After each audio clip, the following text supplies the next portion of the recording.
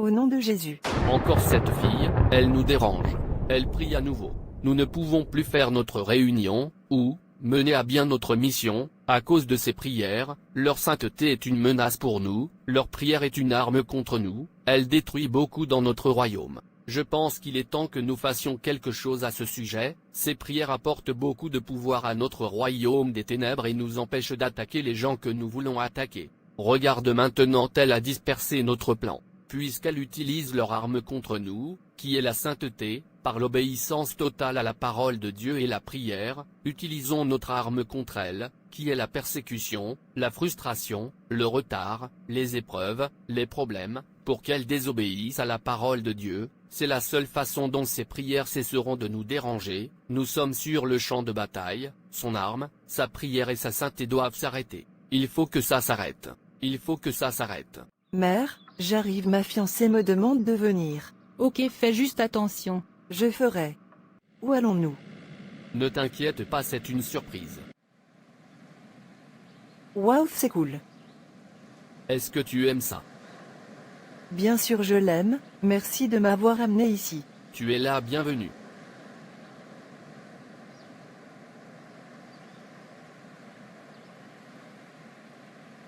Ne nous précipitons pas, après tout, nous serons bientôt ensemble en tant que mari et femme. Non, je ne suis pas d'accord avec toi, je suis un homme, je ne suis pas un bâton, j'ai du sang qui coule dans mes veines, n'ai-je pas essayé? As-tu oublié, si tu obéis diligemment à l'Éternel, ton Dieu, en ayant soin de mettre en pratique tous ces commandements, que je te prescris aujourd'hui, l'Éternel, ton Dieu, te placera au-dessus de toutes les nations de la terre. Toutes ces bénédictions viendront sur vous et vous atteindront, si vous obéissez au Seigneur votre Dieu. Heureux serez-vous dans la ville, et béni serez-vous dans le pays, mais il arrivera, si vous n'obéissez pas à l'Éternel, votre Dieu, d'observer et de mettre en pratique tous ces commandements et ces statuts dont je vous ordonne aujourd'hui, que toutes ces malédictions viendront sur vous et vous atteindront. Maudit seras-tu dans la ville, et maudit seras-tu dans la campagne. Deutéronome 28, 1 à 3, Deutéronome 28, 15 à 16. Ne t'inquiète pas, tu m'auras bientôt pour toi tout seul, obéissons pleinement à Dieu. J'en ai assez entendu parler de votre prédication et j'en ai marre. Écoutez, si vous n'êtes pas prêt à me rendre heureux, alors oubliez le mariage, car je dois d'abord goûter à toute femme que je veux épouser, avant d'épouser la personne. Donc si vous revendiquez toujours la sainteté, alors oubliez le mariage, je ne peux pas acheter ce que je n'ai pas vu. Voulez-vous désobéir à votre Père céleste? Tout son commandement est pour votre propre bien, l'obéissance à moitié est interdite. L'essentiel est qu'il n'y a jamais de moment où il est ok de désobéir à Dieu. Nous devons lui obéir indépendamment de ce que nous pensons ou de ce que nous ressentons. C'est une question de choix, mais ce que de nombreux chrétiens ne comprennent pas encore ou ne subissent pas. Trop souvent, les gens évaluent leur situation en fonction de ce qu'ils perçoivent. Leur profitera-t-il? Comment cela m'aidera-t-il à aller de l'avant? Ou ce déménagement sera-t-il bénéfique pour mon avenir?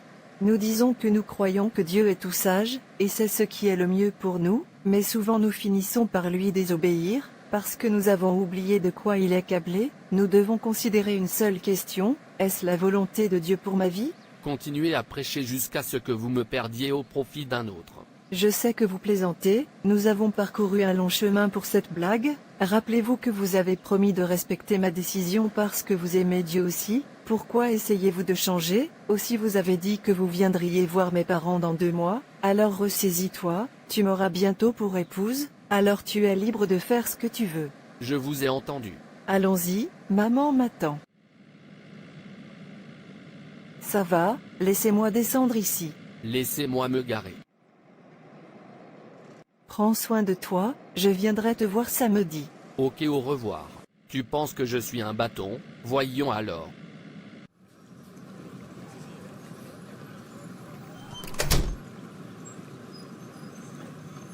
Rina, tu es ici. Donc tu n'as pas entendu.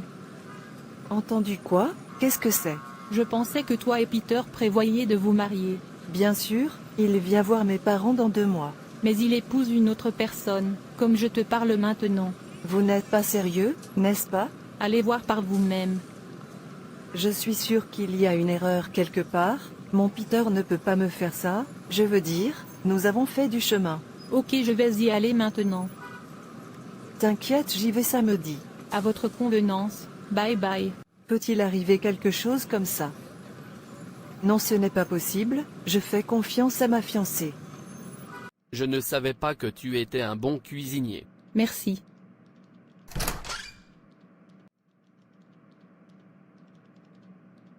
Qu'est-ce qui se passe ici? Cher, rencontre Rina, mon ex. Rina, rencontre ma femme. Donc c'est vrai, pourquoi? Veuillez bien verrouiller la porte pendant que vous partez. Suis fatigué de cette sainteté, j'ai perdu tous les hommes qui voulaient m'épouser parce que, je refuse de coucher avec eux avant le mariage, en essayant d'obéir pleinement à Dieu, je pense que je dois faire des compromis. Quel est le gain d'obéir complètement à la parole de Dieu, si cela ne paie pas? Les gens qui couchent avec leur homme avant le mariage, se marient si vite que ceux qui gardent pleinement les paroles de Dieu. Je voudrais écouter mon fiancé, j'aurais réussi à l'épouser, maintenant regarde-moi, je l'ai perdu pour un autre. Qu'est-ce qu'il y a? Pourquoi pleures-tu? Regarde-moi, les hommes me quittent pour en épouser une autre, non pas parce que je ne suis pas bonne, mais parce que je refuse de coucher avec eux, quand ils le veulent. En fait, je regrette de ne pas être d'accord avec Peter, quand il le demande. Maintenant je serai une femme mariée, je ne deviens pas jeune, je garde le commandement de Dieu en plénitude, ne me favorise pas, je vais commencer à faire comme les autres les filles, puisque c'est le seul moyen de se marier, la sainteté ne paie pas. Mon cher, arrête de dire que Peter n'est pas ton mari, c'est pourquoi c'est comme ça. Quand ton propre mari te localisera, il sera celui qui te conseillera sur l'importance d'obéir à la parole de Dieu. Si Peter n'est pas mon mari, qu'en est-il des autres hommes que j'ai perdus, pour la même raison? Cela signifie-t-il qu'aucun d'eux n'est mon mari? Mère, tu vois, je comprends que tu essaies de me consoler. Mon cher, écoutez, il y a une chose que nous, chrétiens, ne savons pas, et cette chose est ce que le diable et son agent utilisent comme stratégie pour nous faire compromettre notre foi, et c'est que, en tant que chrétiens, nous ne savons pas que nous sommes sur le champ de bataille contre Satan. Satan est ennemi de Dieu, et tout ce qui plaît à Dieu met Satan en colère. À cause de cela, il fait tout son possible pour nous faire regretter d'avoir obéi à Dieu en plénitude. Le but ultime pour chaque croyant en Christ devrait être d'obéir à la parole de Dieu dans sa plénitude. En tant que croyants, nous ne vivons pas pour l'homme, nous vivons pour Dieu. Bien sûr, l'un des moyens les plus efficaces d'obéir à Dieu est de lire la Bible et de vivre selon ses commandements. Pas certains. Tous les commandements de Dieu doivent être totalement obéis. Chaque fois que des problèmes font leur chemin dans votre vie, acceptez-les avec une bonne attitude. Dieu voit toutes les épreuves qui se présentent à vous, et les mauvaises choses n'arrivent pas sans l'approbation de Dieu. Endurer patiemment signifie rester dans les épreuves et les circonstances défavorables, avec une bonne attitude, puisque Dieu détermine quelle tétine se dirige vers nous. Il s'attend à ce que nous les surmontions. Il ne permet pas les épreuves et les tribulations dans notre vie sans raison. Au lieu de cela, il veut que nous placions notre confiance en lui et que nous continuions à lui obéir. Écoute, tous ces hommes qui t'ont déçu parce que tu choisis la voie de Dieu, ne sont pas la volonté de Dieu dans ta vie. Satan te fait les localiser, afin qu'il te contrecarre du plan de Dieu pour toi. Dès l'instant où tu comprendras que tu es sur le champ de bataille, vous ne considérerez pas le nombre de déceptions que vous avez reçues en essayant d'obéir à la parole de Dieu. Au lieu de cela, vous glorifierez Dieu de vous avoir sauvé. Enfant de Dieu, tu es en guerre contre Satan, et tout ce qu'il faut pour gagner c'est de la patience, de l'endurance, de la confiance en Dieu, de la foi en Dieu. Il est celui qui t'a créé, il sait ce dont tu as besoin, et aussi le bon moment pour toi. Sois patient mon enfant, ne laisse pas Satan venir sur toi, au moment où tu retires tes yeux sur Dieu, et commences à regarder le monde, et leur réalisation, tu commenceras à couler. Regarde à Dieu, tiens-le fermement, il est ton Père, il a le meilleur plan pour vous. Tant que vous ne regardez pas en arrière et que vous ne commencez pas à vous conduire mal, son plan pour vous doit sûrement se réaliser. Pourquoi? Parce qu'il est Dieu, parce qu'il a promis, parce que sa parole ne peut pas revenir vers lui, jusqu'à ce qu'il accomplisse ce pourquoi il l'a envoyé. Mère, je t'ai entendu, je veux dormir un peu, excuse-moi. D'accord mon cher, n'abandonnez jamais Dieu, ou n'essayez pas de faire des compromis, à cause de la stratégie du diable. Je prie pour que Dieu ouvre tes yeux, afin que tu comprennes. Ma mère ne comprend pas, j'ai besoin de mon propre mari, je veux dire, je ne suis plus un enfant, j'ai dépassé l'âge du mariage, donc je ne pense pas que j'écoute, je suis désolée, je dois faire des compromis pour répondre à mes besoins. C'est bon, on y arrive. Elle a abandonné l'obéissance totale à la parole de Dieu.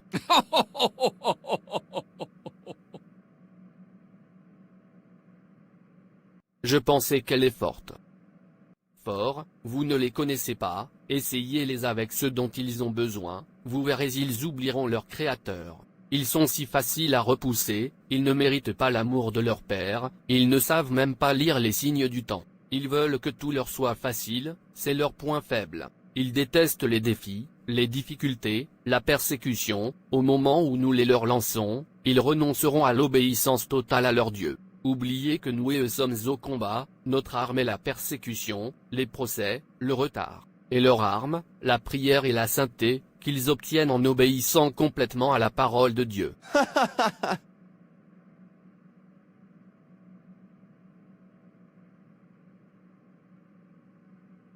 Allons-y et faisons-la désobéir à Dieu. Que sa prière cesse de nous déranger. Maman, j'arrive, je veux sortir. Et où vas-tu à cette heure? Qu'est-ce qui ne va pas avec le temps? Avez-vous oublié qui vous êtes? Mère, c'est les temps modernes. Dieu, s'il te plaît, aie pitié d'elle, ramène-la en toute sécurité, ne la laisse pas périr par ignorance. Bonjour. Bonjour. Je m'appelle Paul et toi? Mon Irina. S'il vous plaît, je veux vous connaître plus. Êtes-vous marié? Non, je cherche toujours. Alors je suis le chanceux. Êtes-vous sûr? Bien sûr, je ne suis pas marié non plus, c'est-à-dire, nous sommes faits l'un pour l'autre.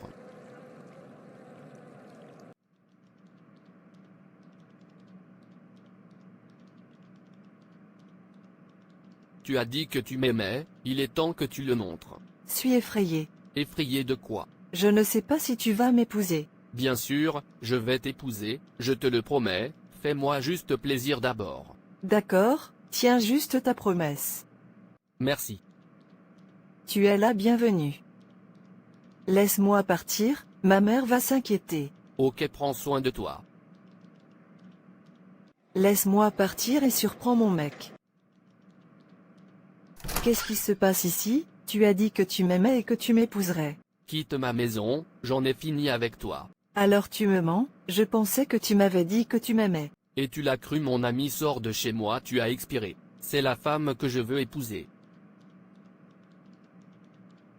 Oh. Ma mère l'a dit.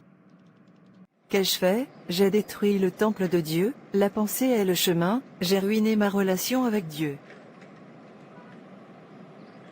Laissez-moi vous voir nous déranger à nouveau, vous êtes maintenant vide, vos prières n'auront plus de poids, car il n'y a que le péché qui peut entraver vos prières, vous avez désobéi à votre Créateur. Ces prières ne nous dérangeront plus, du moins pour l'instant. Mission accomplie. Mère, tu avais raison, j'aurais dû t'écouter, j'ai péché contre Dieu, j'ai couché avec lui, malgré ton avertissement, et pourtant il m'a quitté pour un autre. Tu as encore le temps de demander pardon à Dieu, et tu dois le faire très vite, afin de retrouver ta gloire. Maintenant tu as appris ta leçon, ce qui est à toi ne pourra jamais te quitter, quoi qu'il arrive. Dieu, s'il te plaît, pardonne-moi, je suis désolé, s'il te plaît, rends-moi la joie de mon salut, et renouvelle ton esprit en moi. Frère Larry, tu es de retour, quand es-tu revenu? La semaine dernière.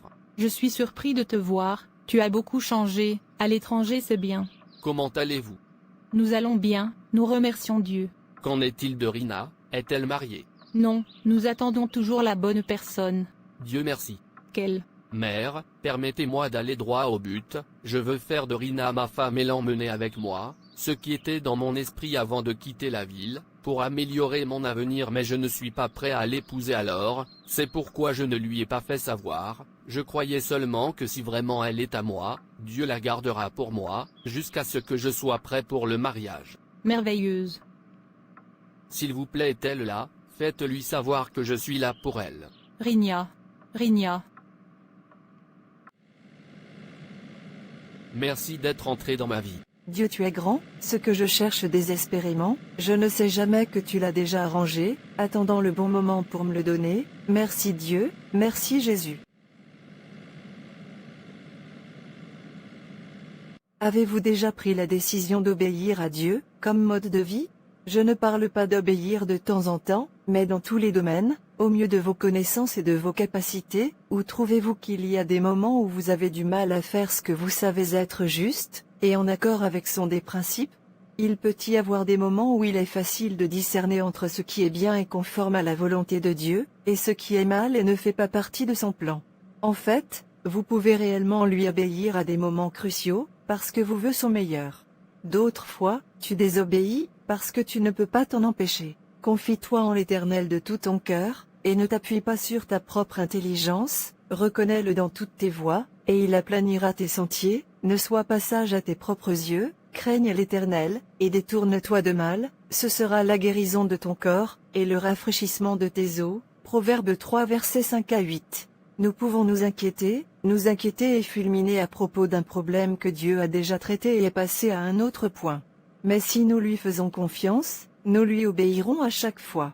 Être obéissant ne signifie pas que nous ne serons jamais confrontés à des décisions difficiles, cela signifie que lorsque nous le ferons, nous déciderons qu'il est parti avant nous, et parce que nous lui avons confié nos vies, la façon dont nous voyageons sera droite, sûre et gérable. Le Seigneur vous guidera continuellement, et satisfera votre désir dans les lieux brûlés, et donnera de la force à vos os, et vous serez comme un jardin arrosé, et comme une source d'eau dont les eaux ne manquent pas. Ésaïe 58 2.11, c'est-à-dire quand vous obéissez pleinement à Dieu, peu importe les conditions, arrêtez de penser à vous-même, Dieu est là pour vous, il réfléchit, tout ce que vous avez à faire est de faire confiance et d'obéir. Merci d'avoir regardé.